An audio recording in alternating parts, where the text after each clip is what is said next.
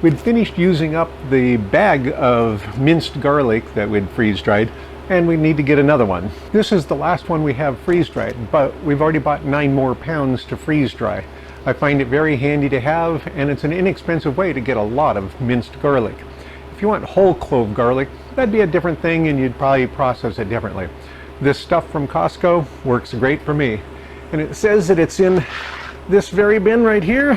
I should have mentioned, the point of this is we're making another batch of beef stew and we needed some garlic. So this one has a couple of miscellaneous things in it, including the last of our minced garlic. And this can go back up. And we've got one more thing. And then the other thing we need is some tomato puree. 19B would put it in back of 19 front.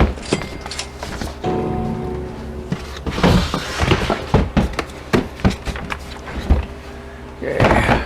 So 917. Wow. So these are from our garden.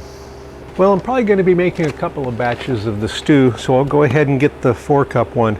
And this is very early on. It's been about 3 years, or close to 3 years, since we've made a batch of beef stew.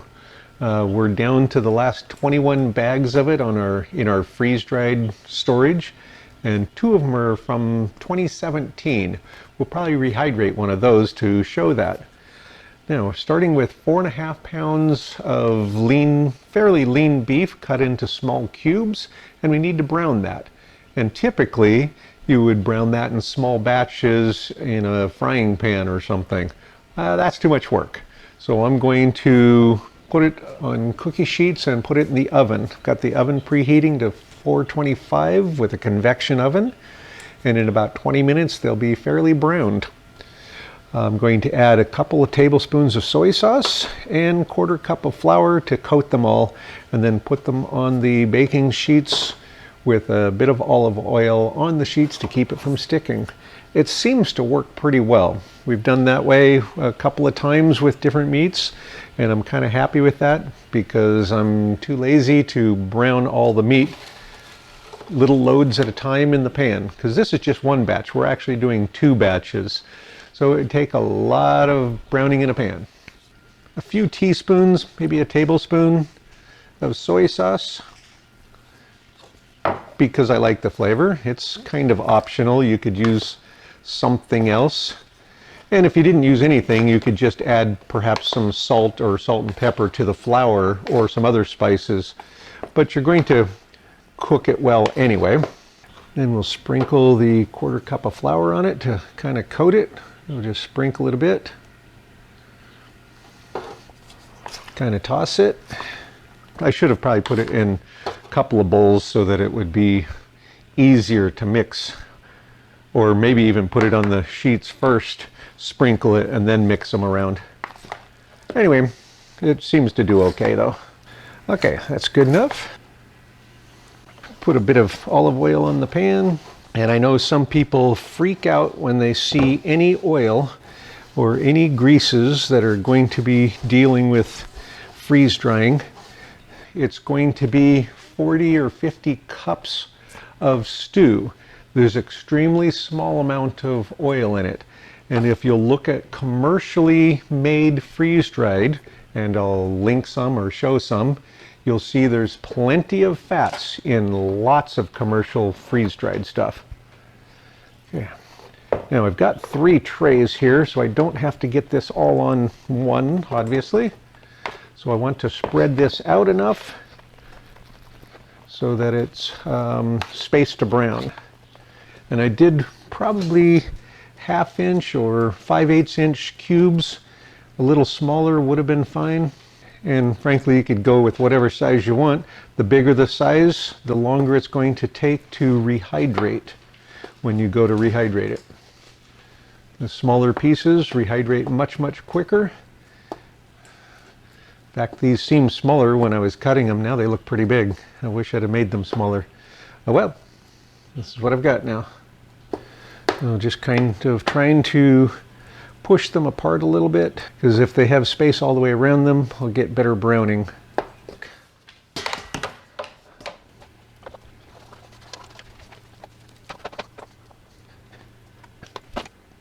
And as I mentioned, I've got 2 batches of this, so I've got to go through this twice. As soon as this one's done, I can empty the pans and just reuse these pans for the other batch. So those will go into the oven as soon as that's hot. Got it preheating to 425. Put them in there for probably about 15 or 20 minutes until they start to brown really nicely. Oh, oven's up to temperature.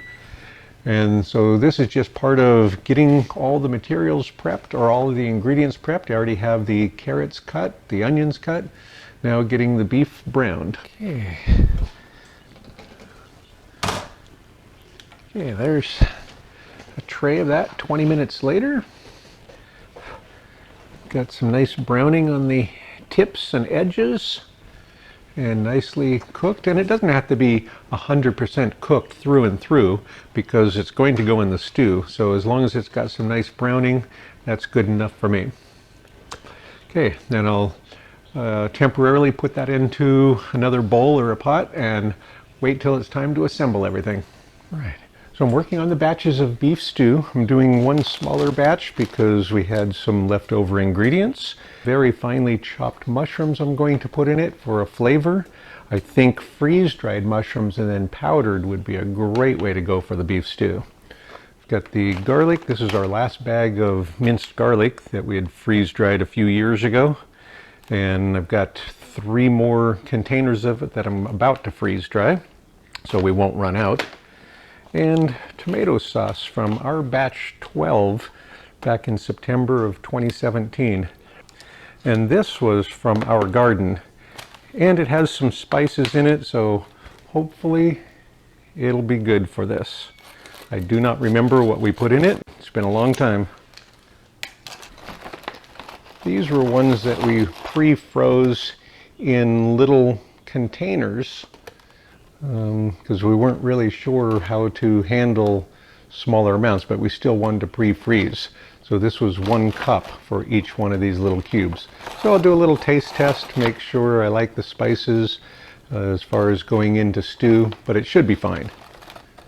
So on the video, I'm going to mostly focus on the bigger batch, so the next batch, but I do have some 4 ounces of bacon in this one. Mostly I wanted to add some very fine mushrooms to add more of a beefy flavor to this. So we'll cook those down a bit and then start adding all the other ingredients. And again, we'll focus mostly on the bigger batch. I'm using red potatoes this time.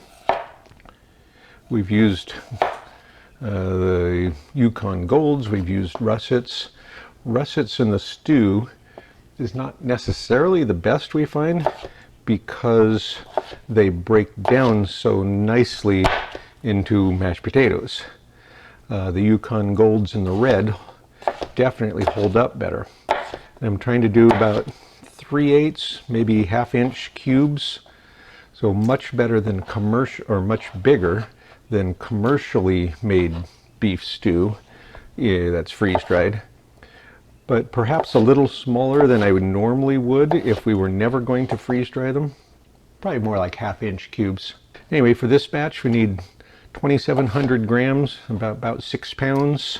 And we'll just get all these cut up, and I'm putting them into a bowl of cold water as I cut them. Yeehaw! So I've already browned and drained the bacon.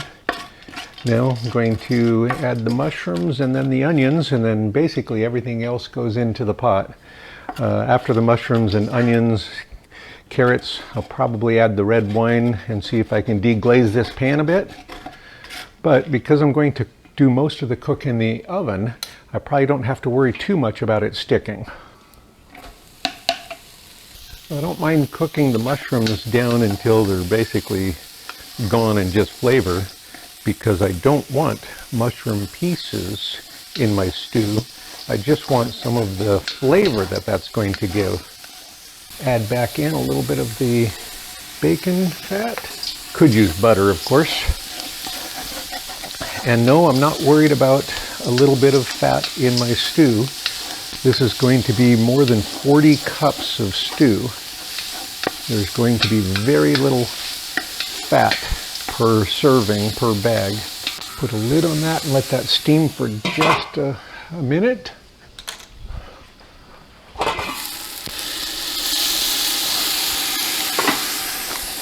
And I'm going to add the onions in.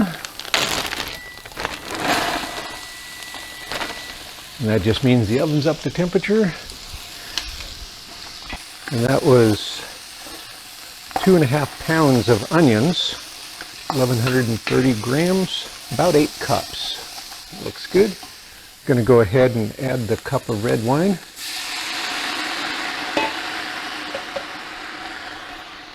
And we don't actually drink wine at all. We just keep it good wine for cooking. Okay, deglaze that pot a little bit. You can see that cleans all the good bits right off the bottom of the pan. And next, we've got 5 pounds of carrots, which is 2,270 grams of them. And again, I think I cut them a little big. They're supposed to be like 3/8. This is more like a half. And we'll get all the meat in there. This is the one that I cooked ahead of time. So it's just been sitting waiting in the refrigerator. I prep a lot of the ingredients ahead of time and over a day or two when I'm doing a lot of big batches. And then I'll add the one that we did today. So normally our batch would have, our normal recipe was 4.5 pounds of the beef cut up into little pieces and browned, but we had an extra piece, so I went ahead and cut it, and we have 7 pounds this time. And that's 7 pounds after we cut it, not after it's been cooked. Of course, you lose some of it during cooking, some of the weight to the water. I better get the bigger spoon. All right, the big spoon. Next is the potatoes in liquid, and I'm just using canned beef broth because that's what I had right now. You could, of course, make homemade broth, which would be awesome. A couple of bay leaves, 3 tablespoons of the freeze-dried garlic, and because I didn't bother crushing it, some of it's kind of crunchy, but it comes apart right away in there.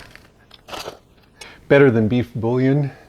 I like to add about 4 tablespoons of that to really beef this baby up.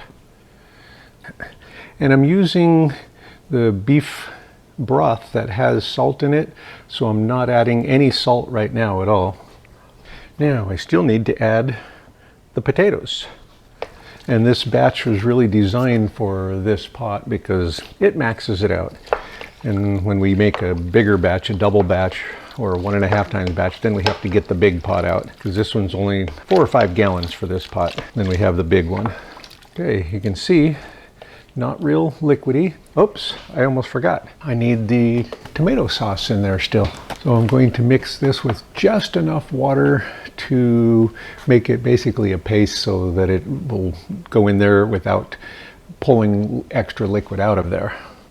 And I can still feel that it's probably a few kind of dry spots. I think there's enough to rehydrate it so that it won't be drawing liquid out. Okay, now the potatoes.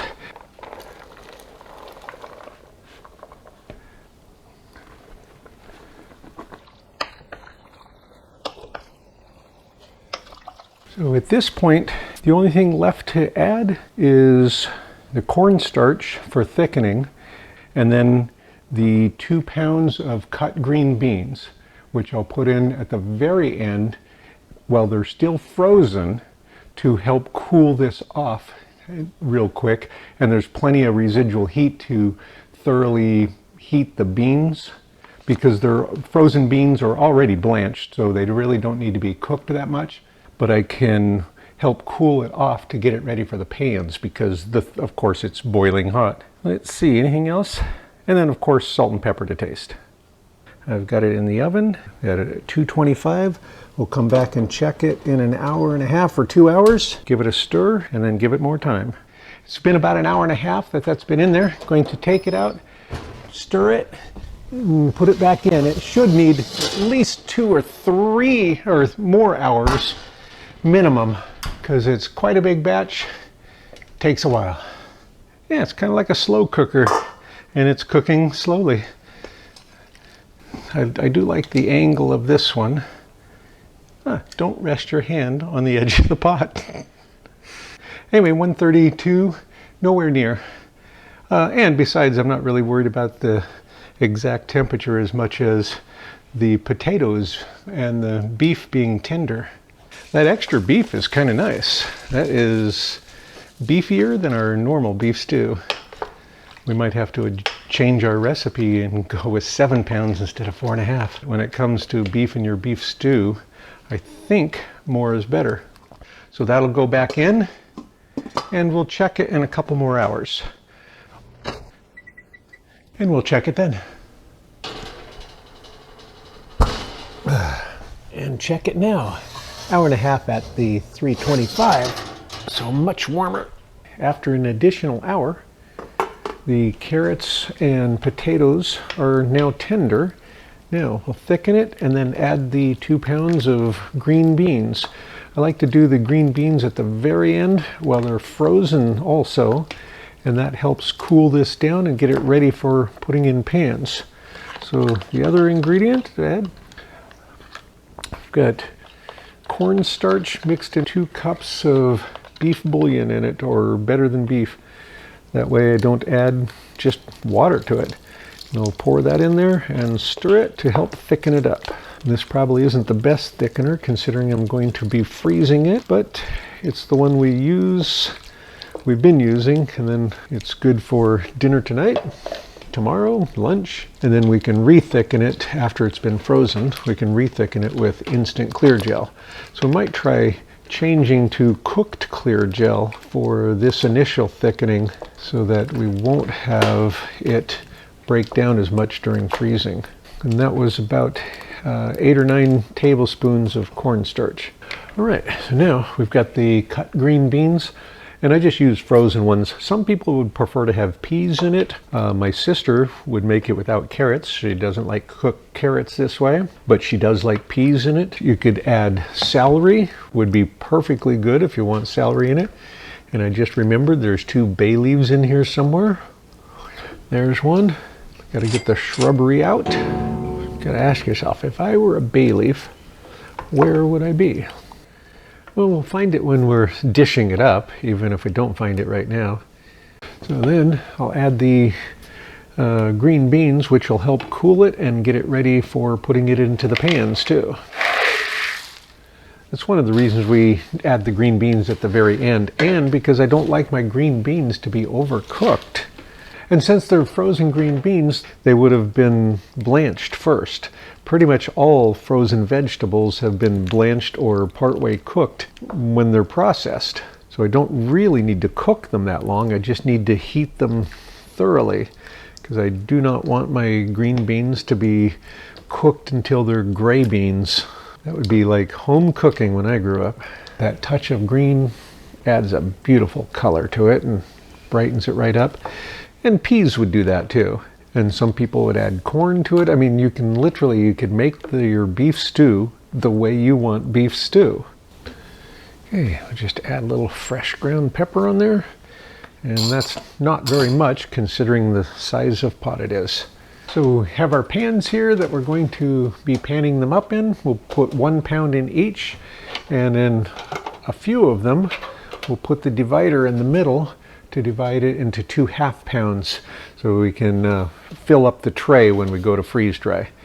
And the difference between these 2 sets of pans is this one has a little X on it. But seriously, we bought these at 2 different times from the Dollar Tree over, well, more than 2 different times, 4 or 5 different times over a big period of time. And this doesn't quite match the slope of these new ones. So I'd have to redesign this slightly. So we put an X on it to know not to use it with the dividers. Anyway, so now they can be panned up, and that'll help them cool quicker so that it won't overcook. So I'm going to start with a couple of these with the dividers. I'll just spray very lightly the pans and the divider, and then wipe it down. I just need a thin film of the cooking spray on it to keep it from sticking when I go to take them out. It really doesn't take much to make a huge difference. Now make sure I have the scale zeroed and not touching the pan. Make sure we have everything stirred up nicely and get a scoop of it. Now we want 8 ounces on each side. Make sure I have it on ounces. Okay, that was a little bit high now. So when I end up with the stew, usually going slightly heavy, I mean parts of a gram or parts of an ounce. This is about a ½ an ounce heavy, but that's not a big problem. Then when I call it a pound later and put that amount of water in, it just won't, it'll just leave it a little bit thicker, which is just fine. Now this one's ready to go to the freezer and be pre-frozen. I'll go ahead and do all the divider ones first. Oh, and these have a magnet in there to help hold them so they don't float up. The pans without the divider, just same thing. Just put some of the cooking spray on it. Make sure that it's kind of stirred up. I want to try to get an even mix of pieces and the sauce part. And that's ready for pre-freezing. So far I've got 22 of these filled, so that's 22 pounds. If we bag them 1 pound in a bag, that's 22 bags of them, 22 meals, definitely at least 22 servings, because they're 2-cup servings basically. And I still have enough for a few more pans, plus we ate some, and I think I'm going to save most of what I have left for lunch and dinner tomorrow. But that gives us 22 of them. That's more than 2 batches, plus we had 3 left over last time. Going to try the stainless steel rod piece again, so going to just kind of wiggle that into there, lay it on the piece of plastic, and I'll have more of those in additional ones. There's at least 10 more cups here, probably at least 11, so 55 cups. Okay, these are ready to go to the freezer.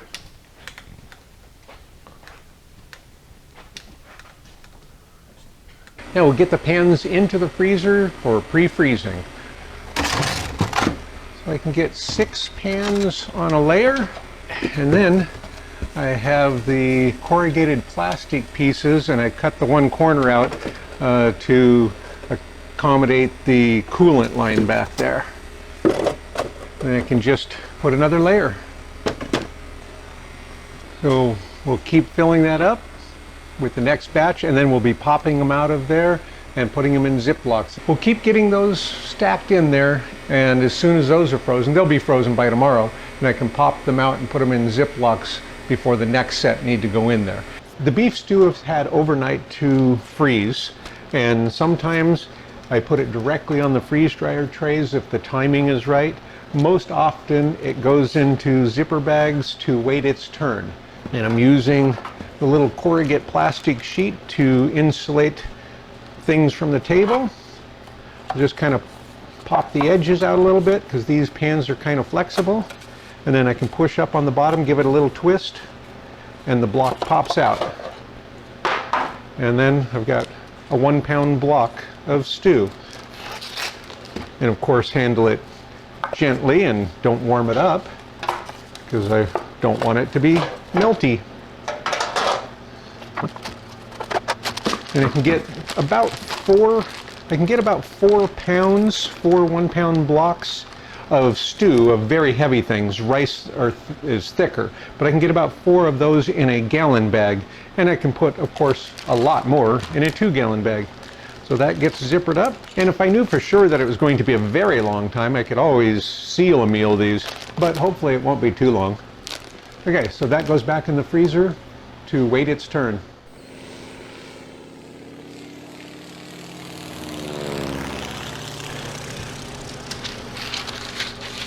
I'm going to get all these loaded while the freeze dryer is still chilling, and then they can just sit in the freezer until it's cold enough. And the little half pan ones, and we got the one that I put the little stainless steel piece in. I'm going to try that. Again, that was a viewer suggestion on a way to get the thermometers in without having to drill holes in it. And so far, it looks quite promising. As long as I remember to spray this with cooking spray, it slides right out. Now, get the gross weight on that. And this is really probably completely unnecessary on this, because I know that this was 2.5 pounds before it went in the freezer, but it will have lost some weight already while it was freezing, you know, because you have some moisture go out while it's freezing. 1856. And then I can add the thermometer just by sliding it in that pre-made hole. And the thermometer only needs to go in about 1 inch. So it's pretty much a perfect fit right there. So I need to figure out exactly where to lay that piece when I'm putting it together. But that's interesting. Tray 2. That other half one. And because I haven't gotten around to making the rest of these, I am only putting thermometers in 2 of the trays right now. And that's plenty for the purpose that I use it for. And people have asked more than once if you can put these directly in the freeze dryer without pre-freezing. And you could, with some caveats. My machine you really can't, because mine's the older machine, and so the rack is tilted toward the back. Things would slide off if it's liquid. So with mine, it's pretty important to pre-freeze. But also, it saves time in the freeze dryer because now it's pre-frozen. 1847, I can add that thermometer. And I can put it in further if I want and just set it on top too. And as I mentioned, weighing them now really doesn't matter, but as far as bagging, I already know that that's 1 pound, that's 1/2 pound, and another pound. I can weigh them when I bag them and know that everything less than 1 pound is what needs to go back into that to get it back to the pound when I rehydrate. This time, because I just started the freeze dryer, it's not near cold enough to put the food in yet. So I'll put it back in the freezer on the trays until it's cold enough. Probably be another 20 minutes or a half hour at least. I want to make sure that the freeze dryer is at least as cold as the food, and the food right now is about 0 degrees. So I'm not going to put it in a warm freeze dryer and have it warm up. We'll be back when the freeze dryer is cold enough. It's been about 48 or 49 minutes now. It's down to about 17 degrees and dropping pretty quickly. I'd rather it was a little colder before I put the food in, but I have other places to be, and it is dropping quickly, and it'll take me a couple minutes to get them in there. So let's go get them and get them in. The 10 pounds of beef stew is on its way into the freeze dryer, so let's get those loaded. And that's a big rush of warm air going in by opening that. And we'll get these loaded quickly. The thermometer underneath is showing about -30. It was saying that the tray temperature was about 12, and it's still dropping, so that's good. And the food on the trays are about 6 or 8 degrees. Okay. Get that closed up real quick. Make sure we've got a ring all the way around there, and we do. So it's sealed and ready to go. We'll be back in about 2 days and check this, or late tomorrow night, but generally about 2 days for each batch for my machine and the speed that I like to work. Could go faster if you were willing to do the work. Don't go away, I'll be right back. Batch 605 has been in there for about 48 hours now. It's in the last few minutes, but I did add a few hours earlier this morning so that it would keep going until now so I could take it out when I was ready. So it would have actually been done about 45 hours, 44 hours. So it's been a few hours. Now we'll take it out and do the dry check. Once again, the dry check is just taking it out, weighing it carefully, putting it back in, giving it more time, at least 2 hours, and then take it back out, see if it lost any weight. If it loses weight, it wasn't dry, and we'll do that again. This was a pretty big batch of stew. It was 10 pounds in there, so it could take a while. Let's get them out and check them. So I'll use the down arrow, and mine's the older 2017 machine, so some of the things are different. When it's in the final dry, you can still do the same kind of thing though. So I'll bypass the rest of the time using the down arrow, and now open the drain valve. With the drain valve open, as soon as there's enough air in there, we'll be able to open the door. Okay, and tray 1. The tray is still pretty warm. It's showing about 106 degrees, but the heaters have been off for a few minutes now, and so it's already started to cool. 968, it's lost about 900 grams. Tray 2, 958, and you can see how much they shrank. Everything was tight together. Now there's about 3/4 of an inch in between there. So we'll put those back in. I'm going to put tray 2 up on the top and bring tray 1 down. These two shelves tend to be a little warmer at the end. Sometimes earlier in the batch, the top or bottom one can be the hottest for some period of time. So now tray 3, 961, and tray 4, 959. Tray 4 up 1 spot, and tray 3 down a spot. We'll get them restarted, and I'm going to let it go at least 3 hours because I have something to do in 2 hours, so I need an extra hour. And then we'll get things weighed, and if it was done, then we'll bag them. But we'll also, if it doesn't lose any weight, we'll use the time from now or even a couple hours ago. So let's get it restarted. All right, so I've got the drain valve closed already. I'm going to add more dry time. And this is just a shield because it's a touch screen, and other people might come along and see dust on the screen and wipe it off and cancel the drying. So this is just a scrap piece of plastic that came with something in it. I don't even know what it was. Electronics, batteries, I'm not sure. So continue. And I don't really worry about that because the fan blowing on it. And I'll touch the little clock to bypass the rest of that. And I'll add the extra time because I know I can't be back in 2 hours. So I'm going to put it for 3.5.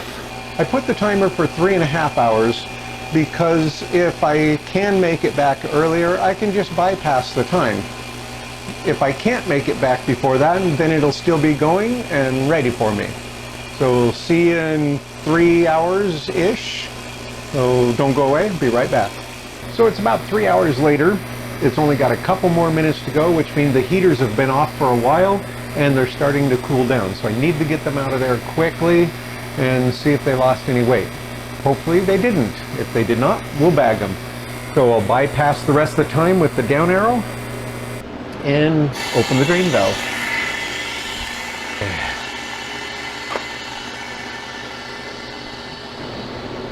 Tray 1, and tray 2, 958, no change. Okay, no change. There's no change. All right, so I'd written that down on the wrong one, so I thought I had something wrong. Nope, they're fine. So I'm gonna turn it off with no defrost. Make it so much more quiet. So I'll add my defrost baffle. Now get the time that it took and the power usage. Because we didn't have any weight change in the last 3.5 hours, we know that it was dry at least 3.5 hours ago. It was probably considerably more than that because there was some time earlier that it was just sitting and waiting. But we know that we can back it up 3.5 hours. So 48 hours for that batch. The power usage for that batch of beef stew was 33.25 kilowatt hours. We'll get it reset and ready for the next one. There's a pretty good band of ice underneath on this one, on this batch. So I'm going to solve that by putting these aluminum angle pieces in there. And if I just set them in there, and then I'll just hold it in place so that they stays with the bottom of it, the point down at the bottom to melt into the ice. That'll melt a groove in there pretty quickly, and I won't have to worry about it getting deep enough to come out this way. Sometimes that happens, And with the older machine, the ice doesn't form as evenly as my sister's new machine. But I also have a little bit more tilt on the machine, so it's kind of a wash as to whether or not it's going to come out the front before it goes down the drain. By putting this little angle piece in there, it melts a groove real quickly through the ice, and the water is going to go out the back. Now to the bagging. The 10 pounds of stew is ready to bag. We'll get the thermometers out, get the final weights, and then bag them. We know that each block was a pound, each small block was a half pound, so I don't need to calculate out any weights. I can simply put them in the bag and then weigh the bag to find out how much less than a pound it is now and write that on it for how much to add. With something like the stew, that's more important than some foods like peas or corn or rice. So get the thermometer out. And 960. So it works out to each pound is now about 83 grams, 83.7 grams. So each one of these blocks will need about 370 grams of water put back into it. It's going to be plus or minus about 5 grams because of the variations of the scooping of the stew, but it's close enough so that I've just gone ahead and labeled it. So I've got the batch number on the paper label, but if this gets ripped off, I still have this and I can refer back to my notes, and that will tell me everything about that batch. So then the date that the batch went in, what it weighed before, and that it was approximately 2 cups, and the water needed now. Now, let's get these in there. I don't want to crush these. This got big pieces of vegetables, big pieces of meat in there. I don't want to powder it. So my plan is to slide them in there, and then I think I can seal it that way on some of them. I might have to break off the top of the block to fit in this particular bag. Of course I could use a bigger bag, but that would be kind of overkill. But it looks like I can close that. Okay, gonna go ahead and try it that way. And these, I'll cut them in half by using, I could use something different I suppose, but I've got these thermometers that are all pointy, so I'll just go ahead and put a dotted line right down the middle, and that will help me break them in half, or close enough to half, and put that in the bag. I'm going to go ahead and just break off the top little bit of that to get it further away from the zipper. Okay, so I broke a few of those pieces off. And of course you could crumble them up. I like it like this. And then I can crumble it gently when I take it out of here, or just put water in it. I'm going to go ahead and use the flexible cutting mats. That way it'll make kind of a funnel piece that I can just push this right down to the bottom of the bag.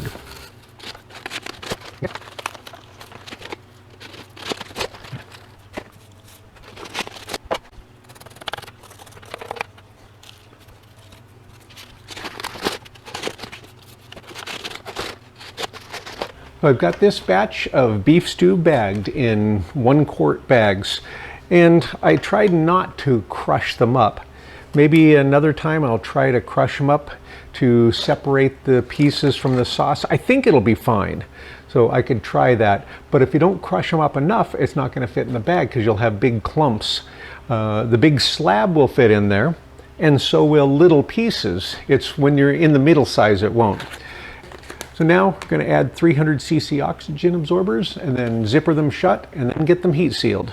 We'll get the oxygen absorber slipped down the side to make sure that I don't end up with it in the zipper or in the seal area. They'll start absorbing oxygen, or converting it, whichever you prefer, right away. So I want to get them zippered shut so at least it's better than an open bag. And then we'll get them heat sealed as quickly as possible. And of course you could vacuum seal them. You could use a chamber vacuum, and you could even use your Harvest Right, but I'm not going to run any of that any more than necessary. I want to use it for freeze drying. We'll get these bags heat sealed. So just sealing it way up at the top, doing it twice the first time to make sure that everything's up to temperature. Because this particular model of heat sealer, this is a big chunk of metal here. The new ones that Harvest Right is sending out has a silicone piece underneath the heat strip, and so I don't know if it would be necessary to do it twice on that because you're not trying to heat up this block of metal. Okay, sealed nicely along the top, no wrinkles, and if I did have wrinkles, that's one of the reasons I try to keep it high. I've got room for 2 or 3 more tries down there. Yeehaw! And one way that if you do have a wrinkly bag, and I don't have one here, one of the things you can do, and I've done, is fold over more of the bag and hold it here. You can see it's a very smooth edge. It's even better than this. It puts the seal further down, but it's still way above the tear-off strips. So it's still not a problem. So that's one way you can do it also. So I'll do this one that way. So I've got my fingers there, and then the rubber piece, the silicone piece, will kind of push against the edge of the fingers and push them out of the way as I get down to there. But that way you're holding it smooth, and you can see it puts it down further, but it does a very smooth job. I'm going to add another one up higher. Okay, as usual, I'm going to weigh each bag and write the gross weight of the bag on the bag. So 111 grams. So this bag weighs 111 grams right now. If moisture starts going through the bag, if I didn't seal it well, if it gets a puncture, if it's a bad batch of bags, it'll get heavier, and I'll be able to tell just by putting it on a scale that there's a problem. And so hopefully I would be able to solve that early. As soon as these are all labeled, we'll get over to the rack and get these in a bin. I finished bagging these about an hour and a half ago, and this bin 14F, has space. We put the last batch in there. There's plenty of room for a few more batches. So I'm going to go ahead and put it in there. And in just that hour and a half, you can see how much these bags have already sucked down as the oxygen is being converted or absorbed. And this is where my microphone suddenly ceased functioning, but I didn't know it, and I kept going for 5 or 10 more minutes. So now you don't have to hear any of that junk. I'll just add this little graphics of the amount of fat in Mountain House freeze-dried food. Mountain House is my hands down absolute favorite freeze-dried food if I'm going to buy somebody else's. But it's still not the same as homemade. Homemade is wonderful because you can have the exact recipes you want. I let this defrost overnight. I could have gotten another load in there last night, but I didn't for a very good reason. I was too lazy. So it's been sitting for, I don't know, 16, 18 hours just with the fan blowing. Because as I mentioned before, if I'm not actively cooling and running this, then the door's open. And at least for the first day or so, if I don't run it for a few days at a time, I'll leave that fan running on low for at least a couple of days. I want to make sure that there's no chance of moisture in there so that I don't have a nice warm moist environment for fuzzy mildews and molds to grow. Okay, we'll get this set up. So we're working on the third batch of stew. I have enough stew from this batch that I made for 3.5 freeze dryer loads. So 35 pounds of it is what I froze to put into the freeze dryer. The rest of it we ate over a few meals. And as soon as it's cold enough, we'll get the blocks of beef stew, get them on the trays, and get them in here. So I've got the drain valve closed. I'm going to run it as customize instead of start. On the older ones, it doesn't show some of the data if you run it in the regular mode, but it does show it if I run it in custom. Other than that, it works essentially the same. So I've got it set for a 6-hour freeze time. We'll try to get the food in there in about an hour as soon as the freeze dryer is cold enough. So it's been almost an hour and a half since I started the freeze dryer. So once again, it took longer, but I did get my day's walk in already. So now we'll get the stuff in the freeze dryers. The barrel of the freeze dryer is already close to -40. The tray shelves are already -20. It's more than cold enough to get things in. So we'll get the beef stew over here and get it on the trays.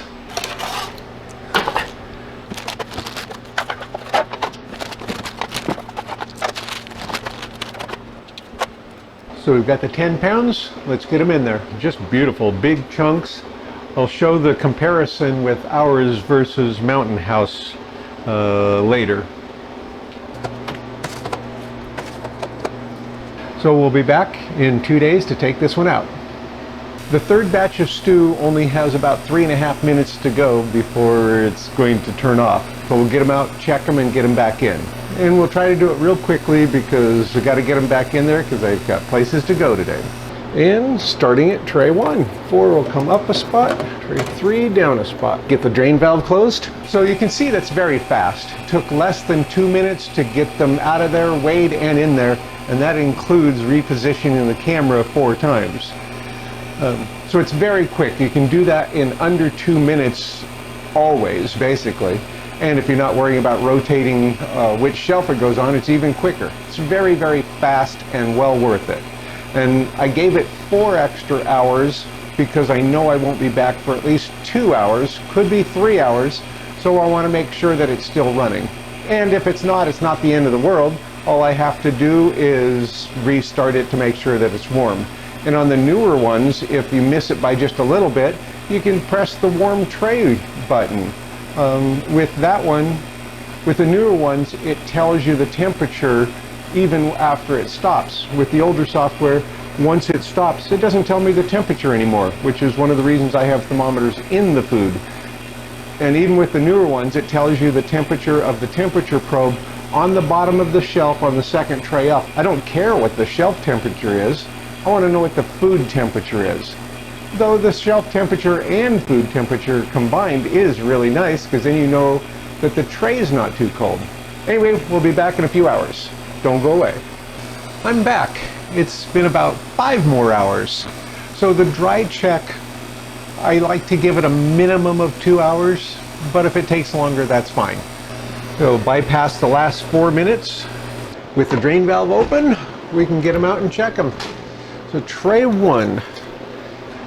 So tray 1 showed 2 grams of loss, tray 2 showed 1 gram of loss, and tray 4 showed 1 gram of loss. Tray 3 didn't show any loss of weight at all. I'm going to put it back in. The fact that it was 5 more hours suggests that it was probably done in those first couple of hours.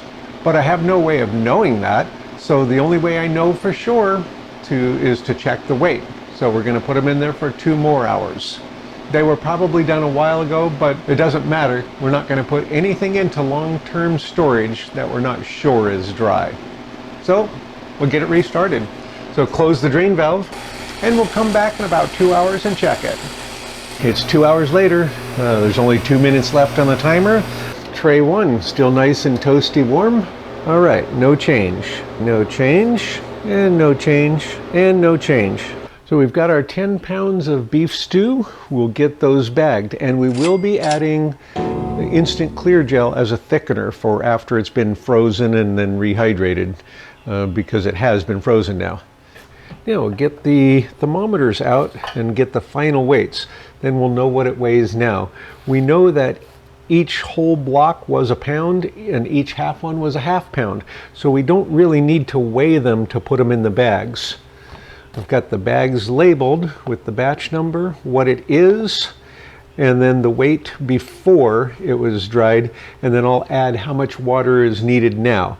And it should be about the same as the previous batches of stew.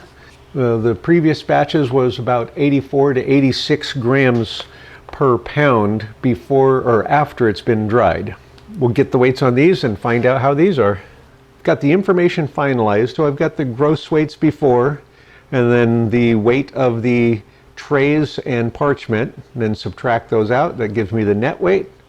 And then same thing afterwards. I've got the gross weight and the net weights. And now the whole 10 pounds only weighs 843 grams, so about 1.86 pounds. So each bag is going to weigh, on the average, 84.3 grams. Each one needs about 360 grams of water to rehydrate it to what it was before. On the first set of batches that I did on these, on batch 605, I forgot to add the instant clear gel powder. So I added a little tag on the bag, or each one of the bags from that batch, to remind myself that I need to thicken it, or it'll just be a soup instead of a stew. It won't have a thickened broth, which won't be the end of the world, but I want to know that. I am going to add 2 teaspoons of instant clear gel to each pound of the stew. This stew was thickened with cornstarch. Cornstarch doesn't hold up as a thickener after you freeze it and then thaw it. You'll get a runny sauce. The thickener doesn't hold up. This holds up well to freezing and to thawing, and it doesn't need to be heated. So this will thicken the sauce even with just pouring hot water into it without boiling it. So I should use something like this when I'm cooking this instead of the cornstarch. So maybe I'll change our recipe sometime. But anyway, I will add that. Next, I'm going to break these up like we've done with some of the other types of ones. So I'll add this to one of the little zipper bags. I'm going to slide that over a little bit. And then I'll add 2 teaspoons of instant clear gel. And then I'll close this up. So I kind of like using these Ziplocs and crushing it. One of the things I don't like to do is put any freeze-dried things into a blender and blend them with all this moist air and making those particles small and absorbing the air before I bag it. I'm fine with doing that after it's been freeze-dried. When you go to use it, that would be fine. But I wouldn't want to do that before I bag it. So now I just want to break the sauce part up. So I'm just pushing it gently, and that'll break the sauce bits. I don't want to crush it or use a rolling pin on this because I don't want to break up the individual pieces of vegetables or meat. I just want to break the sauce up enough so that it'll fit in this bag. And it really doesn't take much. You can see, you just poke at it. Yeah, it really won't take too much. And it's just kind of breaking the sauce portions of it. Unlike regular cooking where you don't want your sauce to break, on this you do want your sauce to break. And then you can see that powder, it will kind of coat everything as I shake it. So when I rehydrate it, it's all mixed in there and you won't have clumping that you could have with the thickener if you just tried to pour it in water. And of course, once again, I should probably have the big canning funnel down here, which I forgot. I have one. Okay, by crushing it just a little bit, I still have all the big pieces, but the sauce comes apart and it goes into the container easier.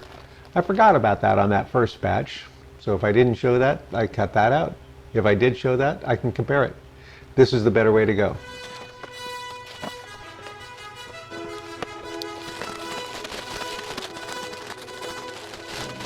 So that's all it takes is a few seconds of poking at it, and I'm trying to go between the vegetables so that I don't damage those or the chunks of meat because I want those big chunks in my stew. I'm willing to have it take longer to rehydrate to have those nice big chunks, and the difference is incredible.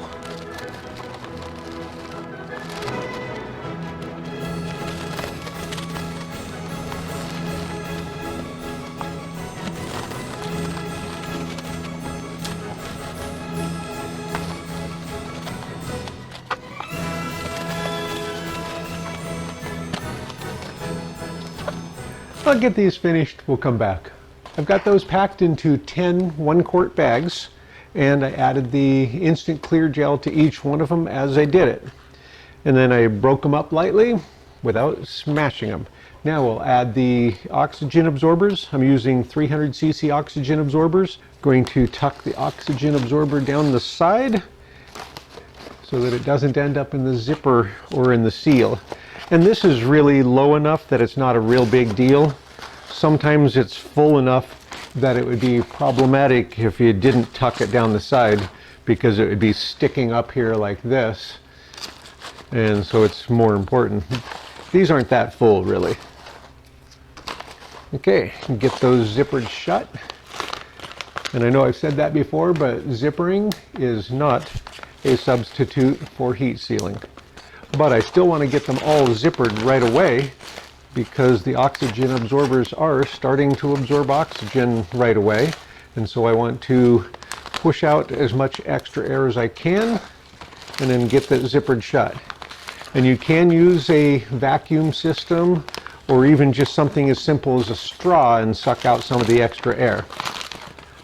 On most things I don't really worry about it, because the oxygen absorber is oversized a bit. It is going to take care of the job. And I like the speed of this. A chamber vacuum would take a little while longer.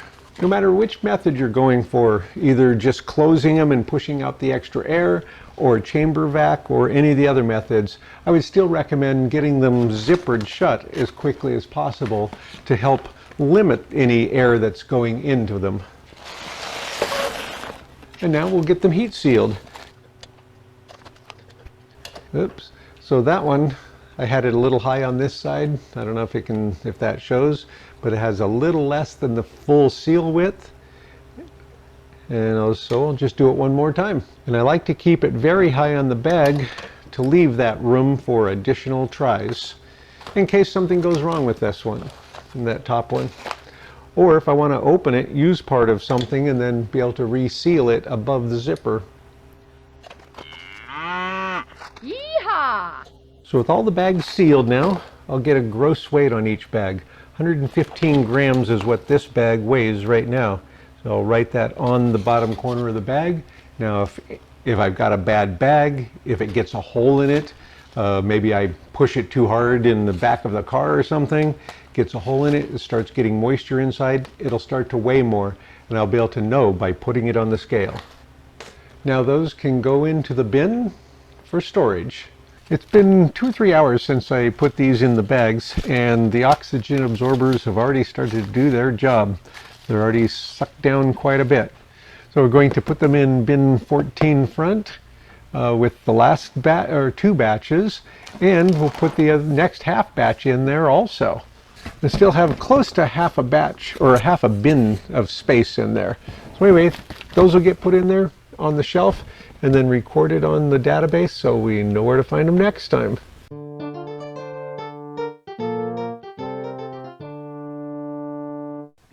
Well, welcome back. I'm finally getting around to making the video that I started 2 years ago of comparing Mountain House beef stew to our homemade beef stew.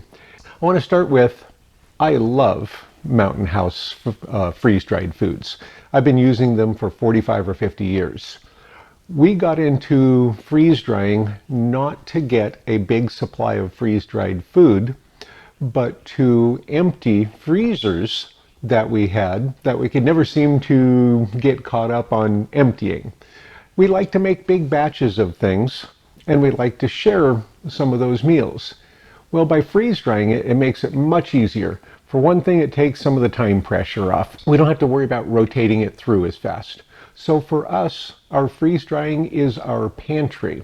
It's not our emergency supply, though it has grown into quite an emergency supply, but that's a different aspect of it.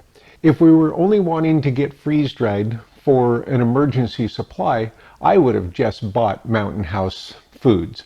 I would have bought the number 10 cans of all the various things that I really like and be done with it and not bothered to freeze dry anything. But we did get into freeze drying, and we can compare some of the things. And again, I love Mountain House freeze-dried foods. So any of the comparisons or any of the things I talk about the differences, it's just differences. I'm not saying that theirs is worse or better than mine. I think that they're one of the best brands because they do cook everything. Because people ask me, well, can't you just put in all the various ingredients, like little cubes of beef and cubes of potatoes and green beans or peas or whatever, and just put them all together without cooking them as a stew, and then just add the water later? Yes, you could, but they will not have been cooked together. And as any cook will tell you, it's important. The cooking together is an important step. It's even important of which order you put things in as to how they turn out for flavors and textures. Mountain House cooks their things together as a meal and then freeze dry them. Some of the other companies don't do that. And I honestly don't know if some of the other companies make really good food or not. I've only had a few bags of non-Mountain House commercially made freeze-dried foods in my life. They were okay, they were fine. I don't think they were up to the Mountain House standards. And they certainly weren't the same as the homemade. So let's compare the Mountain House freeze-dried beef stew to the homemade stuff that we saw being made in the last batch. So I'm going to start with just the simple weights. So I've got two bowls that are almost identical, so I'll tear that out. So zero out the scale. Okay, they're close enough that it doesn't show any difference with the gram scale. This only goes to 1 gram increments. So now let's open both of these. This is from batch 608, so we just saw that a couple of weeks ago. We just saw the video of this a short time ago. This was actually went into the freeze dryer on February 1st. And right now it's April 18th. So I'm going to go ahead and cut the top off. And we'll get the weight of the contents of this bag. Okay, we'll get the oxygen absorber out.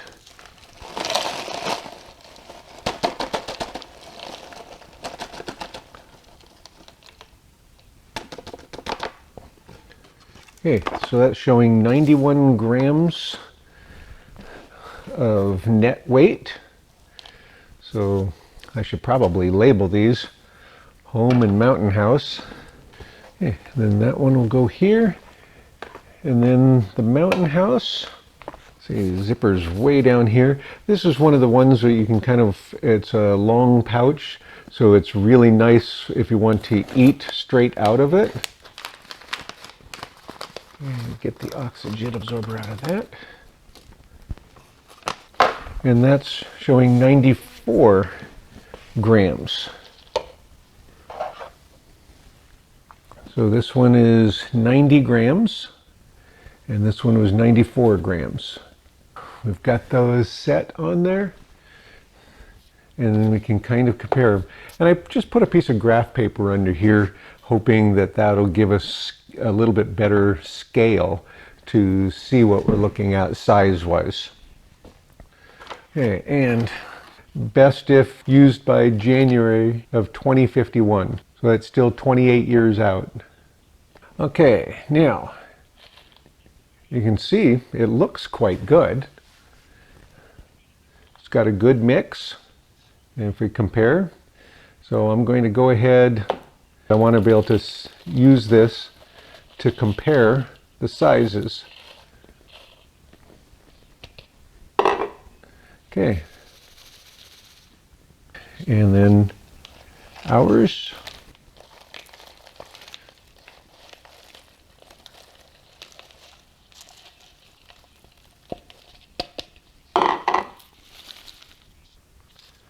For a sense of scale, the peas are probably one of the most useful pieces here, because we kind of all know what the size of a pea is. So we can compare that to the other ingredients. And some of these lump pieces appear to be the sauce. Yeah, or no, I guess that was probably a piece of potato. Sort out a few of these pieces. Boy, I think I need to get something for sorting purposes that would help out. Let's try this. So get a few peas, a few of the carrot pieces, some of the beef pieces, a potato, another potato piece. Here's a piece of celery. But we definitely have peas, carrots, beef, potatoes, celery. Those are our main components. Okay, so all of those look like potato pieces. Well, that looks like a piece of celery, but here's some more potato. Now, we'll get some carrots out of here. So there's some carrots. Add some green beans, beef, onion. So you can kind of see there's quite a difference between those sizes. So this carrot piece is about 23 millimeters long, a little over 12,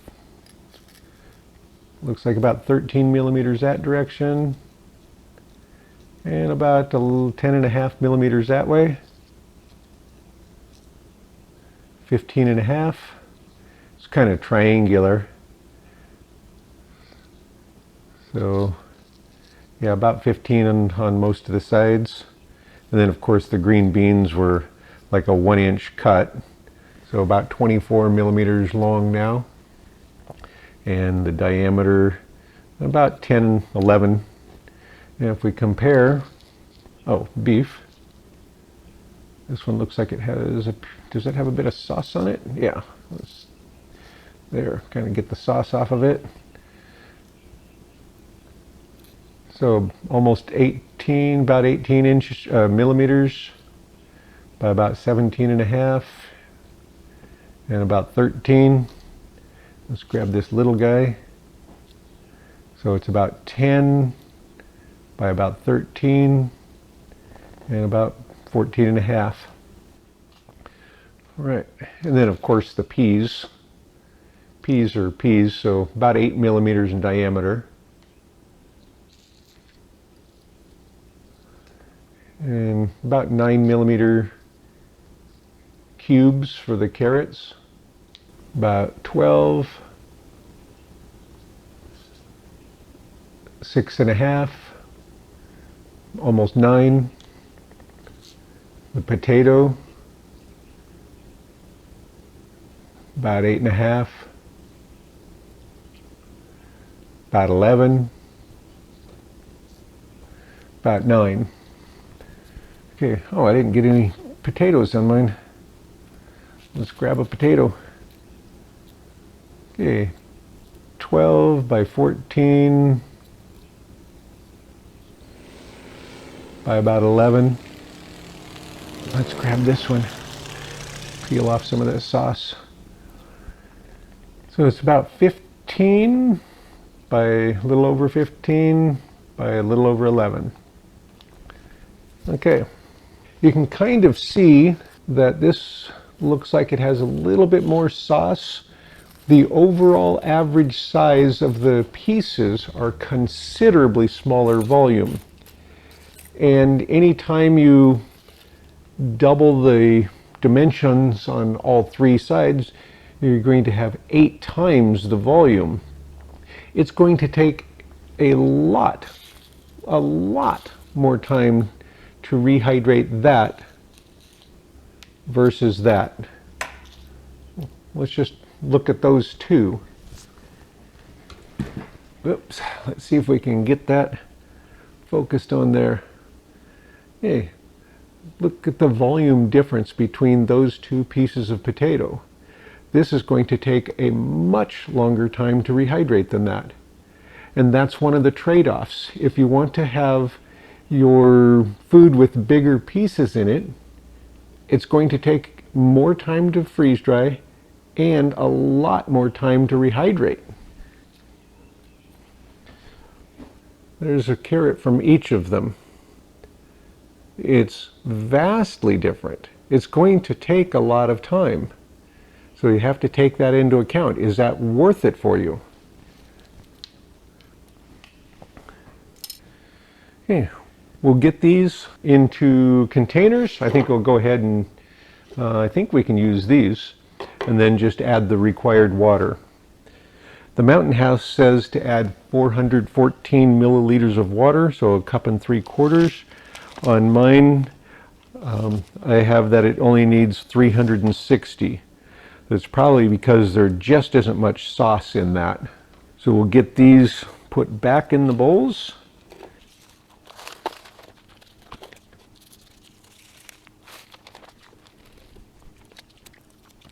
As I said, ours will take much longer to rehydrate because of the giant pieces. So I'm going to add the 360 milliliters of water, or grams of water, to this one slowly, and then I'll cover it. And then we'll give this one about a 15-minute head start on the other one. And I'm just using boiling water. And hopefully I didn't misjudge what this bowl will hold. Perfect. Okay, then I'm going to put a lid on that and let it heat, and we'll get the water for the other one. But I'll give this one a head start because I know this is going to take quite a while. The Mountain House one says 10 minutes, and it's edible in 10 minutes, but on most of the Mountain House things, I like to go at least 1.5 times what it says. I think it turns out better that way. So now we'll add the water to this one. So it's been 10 minutes. We'll uncover that in just a second. We'll get this one going first, and then check it in 10 minutes, and then probably a few more minutes after that. It just barely fits. And actually, I suppose I should give it a little bit of a stir, because that's what you're supposed to do. And I forgot to do that on mine. Stir it up first, get everything kind of mixed. Otherwise you could end up with dry spots, especially in the sauce areas. I should have done that, so I'll do that on the other one. And get this one checked. It's looking pretty good already. Okay, we'll come back and check them both in about 10 minutes. That's the amount of time this one's supposed to have. This one I know needs at least double that. It's been 10 more minutes. We'll check this one. And I can see right off that it's not completely rehydrated, because you can see the white spots in the potatoes. I don't know if I can see that. Anyway, it's not ready yet. It would be edible, of course. And the thickness is beautiful. That's really a nice silky sauce. Nice smooth sauce. Looks great. I'm going to give it another 10 minutes before I test it, which is what we usually do, is give it 1.5 to 2 times what it calls for, because we just think it does a better job with the rehydration. Okay, and this one's been 20 minutes. And of course it's cooled down a lot, because I don't have it insulated or anything, I just have it sitting out. Okay, and we'll give this 10 more minutes and we'll come back and check both of these. All right, so it's been 10 more minutes, so 20 minutes on this one. No, that means it's been 30 minutes on this one and 20 minutes on this one. Okay. And it's still nice and warm. Nice thickness on that.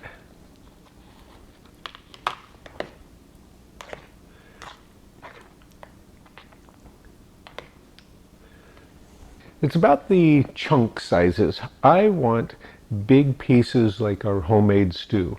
There's absolutely nothing wrong with the littler pieces if you're just after the flavors and faster, easier rehydration. I'll take the extra time and rehydrate the bigger pieces. Taste test time. Smells good. It's definitely good. The beef is well rehydrated already. I mean, the potatoes, look how cute the little guy is. And it's perfectly rehydrated already. It's easy when the pieces are that small. They're good and rehydrated, definitely ready to use. By comparison, mine needs salt. Mine has so much less salt than this. Okay, let's check a carrot. Carrots rehydrated well. Okay, potatoes rehydrated. All the components here are pretty well rehydrated. The beans could use just a touch more for the seed piece inside some of the beans. And because now it's been waiting for 30 minutes, this one's a little bit cool. So a little bit of reheating would be nice on this one. And definitely a little bit more spices. But there's nothing wrong with that except for when you compare it directly to this. I kind of like salt, and this one's saltier. Did you want to try any? If you want to test it out, I'd let you. But first, what do you think color-wise? Oh, it's so red. And they're good. I definitely think by comparison, mine could use a little bit of spice. Finish up on this. The thickness of both of them is fine. In fact, I think the sauce on mine, the way I made it, is slightly thicker. But I have no qualm or no problem with either one of them. This one could use a little bit more spice by comparison. So I'm going to just add a bit of pepper to it. I don't think I'm going to add any salt right now because I probably don't need extra salt. It's a lot less than that one. So this one per serving is 790 milligrams of sodium. And on this one, it worked out to about 255 milligrams. So about a third of what this one has in it. But overall, I like the look of mine. I like the big chunks. Yeehaw! Yeah, I like that. And there's nothing wrong with the Mountain House one. It's just not the homemade. It's got a little bit more flavorful sauce on it. So I should up my game on my beef stew and do a better addition of spices and things on it. So the most important thing to remember probably is that if you use the bigger pieces, it's going to take a lot longer to rehydrate. It's going to take longer to freeze dry, but that's probably less of an issue. It's probably a minor difference, but it will definitely take considerably longer to rehydrate. We usually haven't seen that as a problem. We haven't been in such a rush that we can't plan for that extra half hour, and sometimes even more. I'll take the extra time with the bigger chunks. I don't think there's anything more to say about these two right now.